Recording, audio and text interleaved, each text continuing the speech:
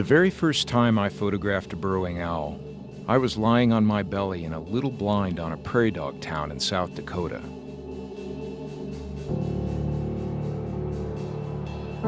The blind was more like a coffin than anything else.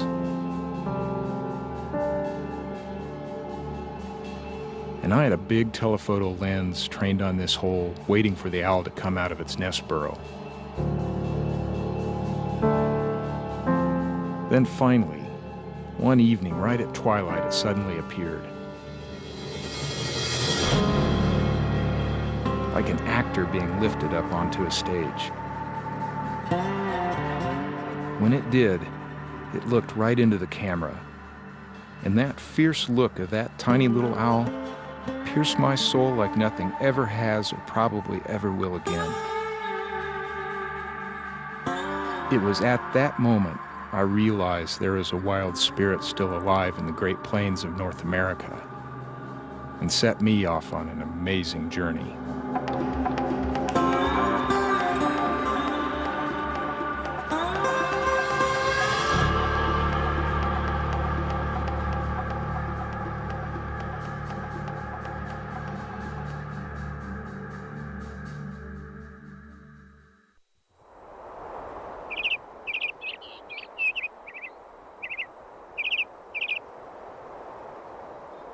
Less than 200 years ago, the Great Plains was one of the greatest grassland ecosystems on Earth.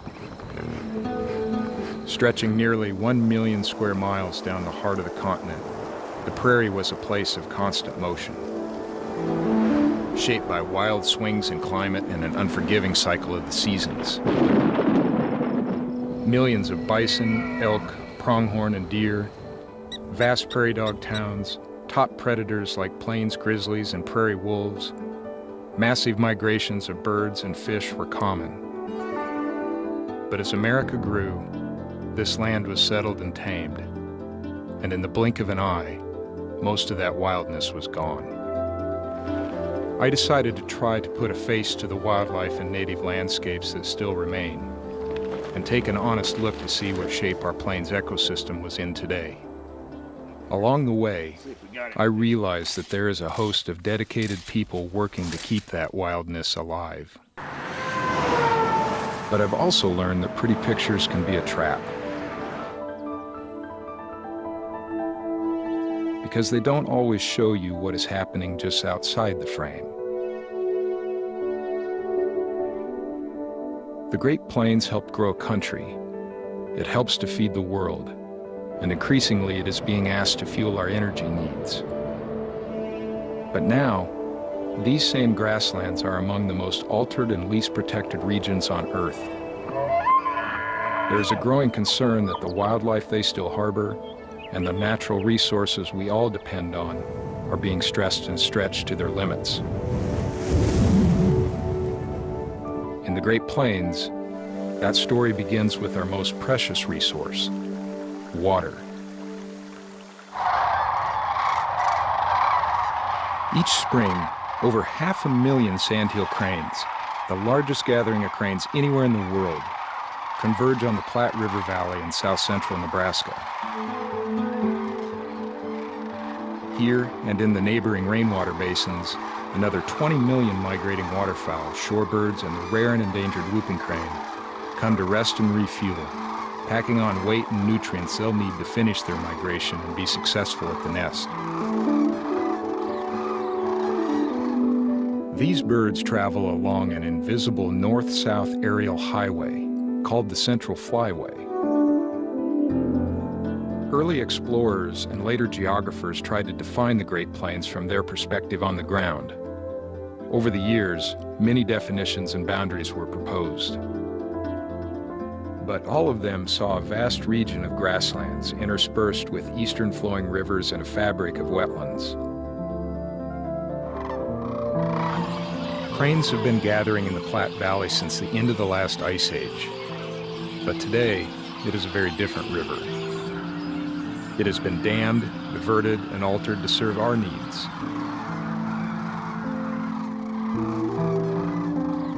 The once wide braided channel has been reduced by 70%. In the last century, biologists realized that the river no longer functioned for wildlife like it once did. Humans now had to take over, clearing sandbars free of vegetation, controlling invasive species, burning prairie, and protecting what was left. What has happened to the Platte River has also happened throughout the Great Plains.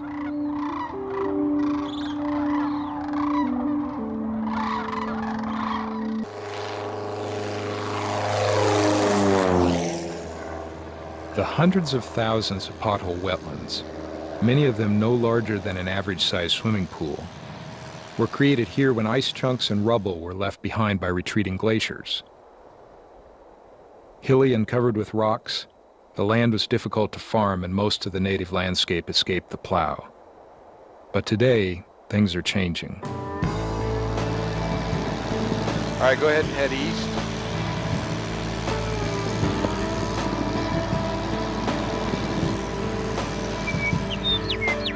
The landscape of today in this part of North Dakota tells the story of hopes realized and dreams shattered by the harshness of the climate and the changes that bigger tractors and mechanical implements brought to agriculture.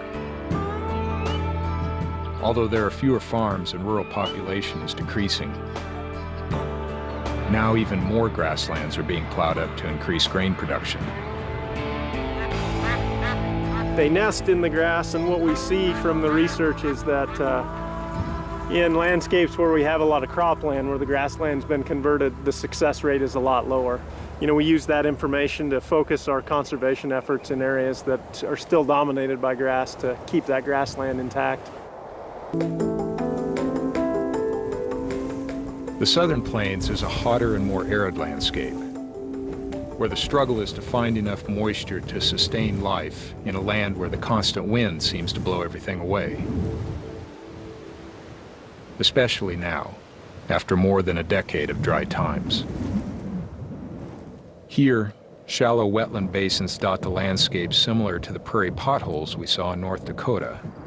But these wetlands are called playas, the Spanish word for beach. On a landscape with little rain and few rivers, the playas sit like buttons on a mattress, each acting as its own watershed, playing crucial roles for both prairie wildlife and providing a passageway to recharge groundwater below. There are more playa basins in the Southern Plains than anywhere else in the world, yet they are among the most endangered wetland types in North America. Plainview Traffic Center and 5318 Victor, taxiing out for takeoff runway 31. You would not guess by flying over much of this area that this was shortgrass prairie dominated by buffalo and prairie dogs and fire as recently as just a little over 100 years ago. The playas here on the southern high plains of Texas is the largest isolated mesa in North America. There is no other surface water bodies here, whereas in the central high plains and the northern high plains, there are other bodies of water, other lakes, rivers, streams, and things of that nature. Playas only cover about 2% of the region's land surface, but they are responsible for 90% of the biodiversity. The central part of the high plains, of the southern high plains here, this is probably the most heavily irrigated place in North America. When they started tapping into the Ogallala Aquifer in the late 1940s, down here, early 1950s, this area changed dramatically due to the availability of water for irrigation. Another way of defining the Great Plains is by looking at the water that lies beneath our feet. The mighty Ogallala Aquifer underlies 173,000 square miles of the Great Plains from Texas to South Dakota, and is one of the largest freshwater aquifers in the world. In some places, like the Nebraska Sandhills where it is at its deepest, the top of the aquifer lies so close to the surface that the water bubbles up in the form of powerful springs, which constantly feed streams and rivers year-round. On the southern plains, the aquifer keeps large-scale irrigated agriculture alive. But even with newer, more efficient sprinklers, irrigation has been so intensive in the past half-century that now in places the aquifer is beginning to dry up. And when playas are plowed up or silted in by runoff from crop fields, they lose their ability to recharge the aquifer. The Southern Plains was hit hard during the Dust Bowl years. As tractors became commonplace in the early 1900s and could easily pull an 8-bottom plow, larger tracts of native grassland were plowed under. Then when severe drought hit the region in the 1930s, there was no longer any covering of grass with deep roots to hold the soil in place. This photograph, taken 20 years later in the 1950s, shows just how much of the topsoil blew away. Prairie grasses evolved to withstand the effects of prolonged drought and periodic fire, both of which were key shapers in the ecology of the Great Plains. Their dense mat of roots extends many feet down to draw moisture from the soil, even if the surface remains dry season after season.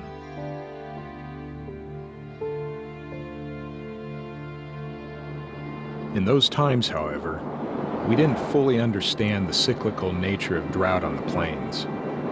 Now we do, and we know that they can be long and severe. When they plowed up all of Weld County and a lot of that country, and even down up to southern Montana, that's where those black rollers came from that they talk about. That was black dirt. That was all the top layer of real topsoil that took off and disappeared forever. That was the lifeblood of this whole country. That's not going to happen again because it's gone.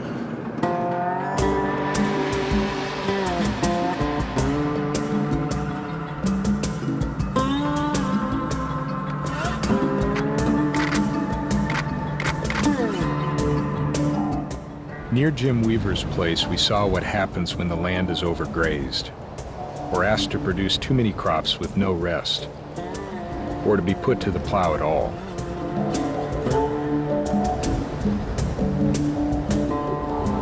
And there's plenty of buried houses you'll stumble onto every once in a while out here to prove the point.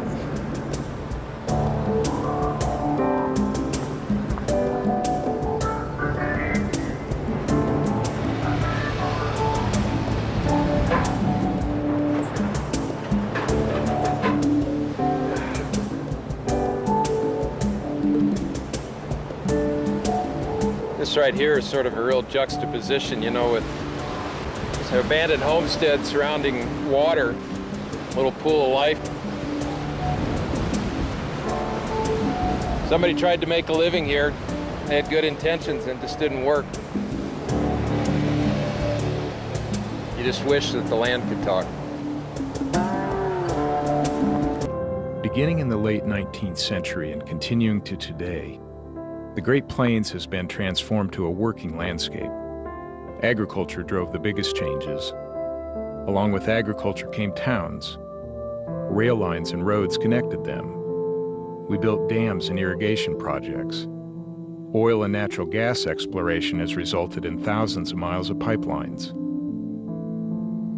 Today, wind energy is on the rise, promising a clean and inexpensive source of electricity carried on miles of new transmission lines. As the needs for more food and more power continue, heavier footprints are being left on the land. And with those heavier footprints come bigger conservation challenges. Wind is part of our energy future in Oklahoma and other parts of the U.S. The issue with wind is it's a siting issue. It's not wind is good or wind is bad. It's all about where you put these turbines. And if we can put them in areas that don't affect wildlife, it's a great thing. Bats have the ability to produce sound well beyond the range of human hearing. So they use these sounds to locate their prey and to avoid obstacles. It's called echolocation. We recorded these sounds using special microphones.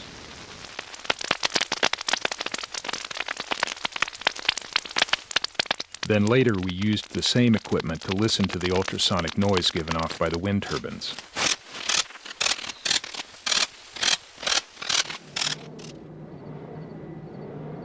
The bats do seem to be attracted to the turbines somehow. It could be something with the frequency of the sound that the turbines make that interferes with their echolocation, or it could be that the air movement attracts insects and then the bats are attracted to those insects. We just don't know. We do know that they are killing fairly large numbers of bats. If the development expands by a factor of 10, as it's projected to do in the next 20 years, if that development occurs in close proximity to some of our bat caves, that could be a major issue for bat conservation going forward.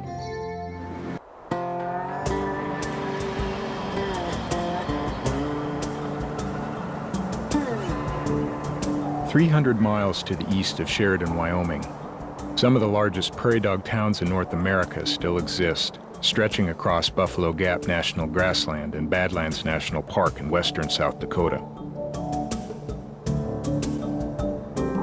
At a glance, a prairie dog town can look like a lifeless wasteland. But walk through a town and imagine what lies beneath the surface, and it's a different story. Prairie dogs are keystone species upon which over 100 other wildlife species, not including insects, depend on for food or shelter. They transform the landscape with their towns and complex tunnel systems below ground. Combined with massive herds of bison, prairie dogs were key drivers on the prairie landscape before settlement. But that was then. Today, prairie dog numbers are a shadow of what they once were. And now they are struggling with a silent but deadly invader, plague. It finally reached prairie dog towns in South Dakota in 2004. The loss of prairie dog populations here means that another very rare species is also under a severe threat. Some of it is the mystery. We really don't know a lot about black-footed ferrets. We've known about them in terms of science for 150 years, but we really don't know how their populations function. There's still a lot of things that go on because it happens at night under the cover of darkness and below ground. Even before much was known about the black-footed ferret, the species was under tremendous pressure because its food source, the prairie dog, was being systematically poisoned and shot off the prairie, a competitor with cattle for forage and considered a pest by most ranchers. As the prairie dog declined, the black-footed ferret and the other species that rely on prairie dogs either for food or shelter declined too. Today, roughly 2% of black-tailed prairie dog habitat survives. The Powder River is the last undammed river in the American West, and until recently, was considered a healthy remnant of a once unspoiled river. Now the land is increasingly fragmented by energy development. But the really big problem with these is they leave a bigger footprint than you want on your place, or at least than we want. All this country back here was horseback until about 5 years ago. And now you can drive anywhere.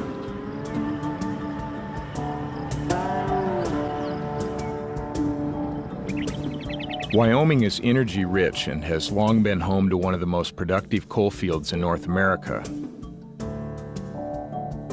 In recent years, natural gas extraction in the form of coal bed methane has boomed. The process involves drilling a well down into the coal seam, then pumping out the groundwater which releases the trapped natural gas, allowing it to flow out into the well and be pumped to the surface. Natural gas is a relatively clean fuel, but this extraction process is not without controversy. Sheridan traffic, Skyhoppy 246 Bravos, taxi out to runway 32. We'll give way to the tail dragger. The great thing about being in the air photographing is it gives the viewer an entirely different perspective. It's a really important perspective, I think, when you're talking about conservation, when you're talking about any sort of land use.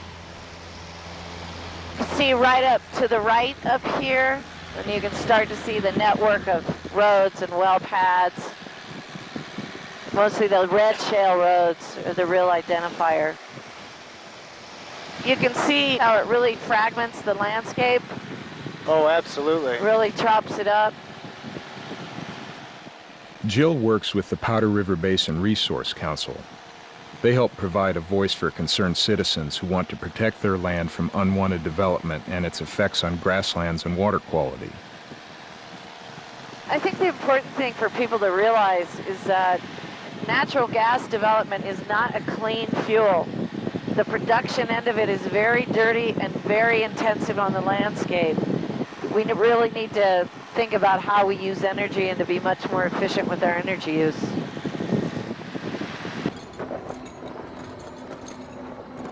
In Wyoming and other places in the Great Plains, some landowners don't own the subsurface rights to their properties, which leaves them vulnerable. At some point, this will hair back in. I always say that we're going to be remembered in Wyoming as the dirt moving culture. Running a backhoe is a national sport here. But that pad will be there for 100,000 years. Our concern, and that's why we want all this baseline data, is that the contamination comes from the coal bed methane water being pumped out to get the gas, and then they just dump the water down these types of drainages. It's not the same water quality, which causes a lot of changes in the whole system. It salts it up. And so then you get all this salt-tolerant grass species that isn't conducive to wildlife or livestock. You've messed up that whole system.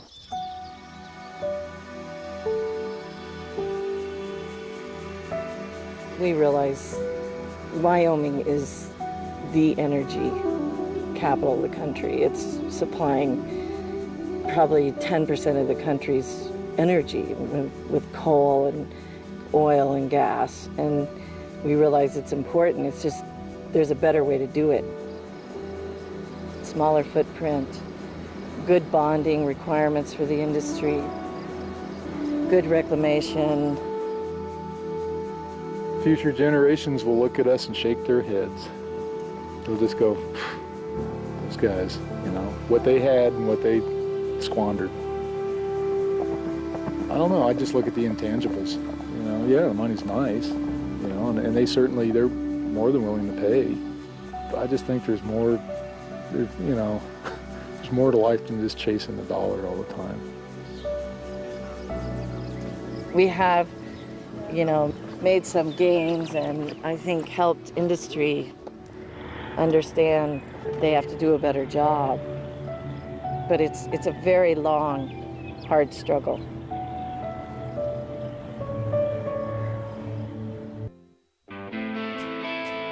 For over 2 centuries, we have asked more and more of the Great Plains. Now, for some species, even survival is in question. Yet there are those who look to the future and see opportunities for restoration and renewal. Some of the biggest challenges are the fact that people have forgotten what the potential of this place is. Great Plains, America's Lingering Wild, was funded in part by Platte Valley Companies, an integrated financial and insurance organization serving individuals, businesses, industry, and agriculture. Additional funding was provided by the following.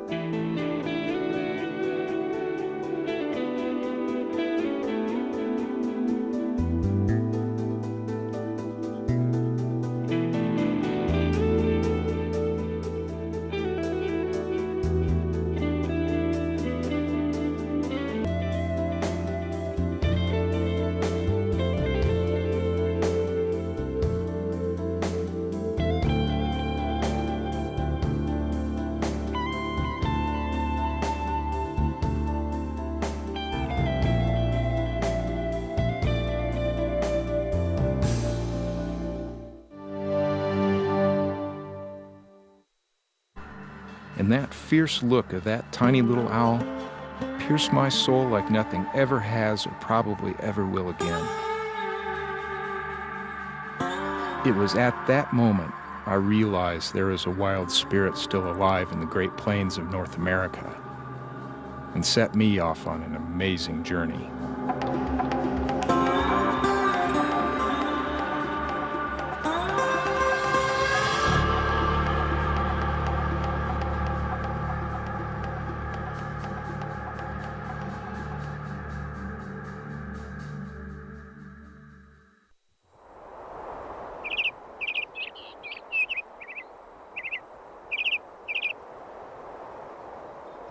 Less than 200 years ago, the Great Plains was one of the greatest grassland ecosystems on Earth.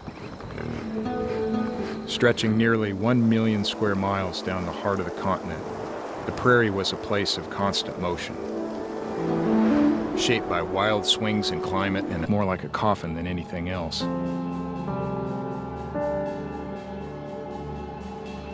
And I had a big telephoto lens trained on this hole, waiting for the owl to come out of its nest burrow. Then finally, one evening, right at twilight, it suddenly appeared.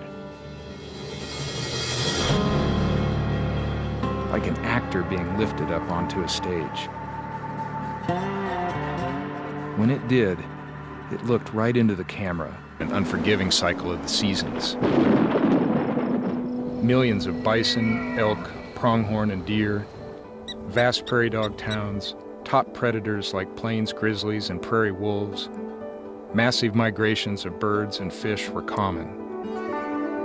But as America grew, this land was settled and tamed, and in the blink of an eye, most of that wildness was gone.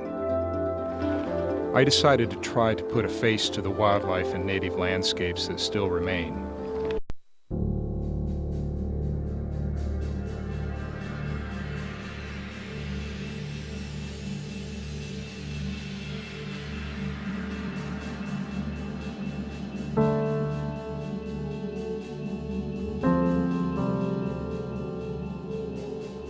The very first time I photographed a burrowing owl, I was lying on my belly in a little blind on a prairie dog town in South Dakota.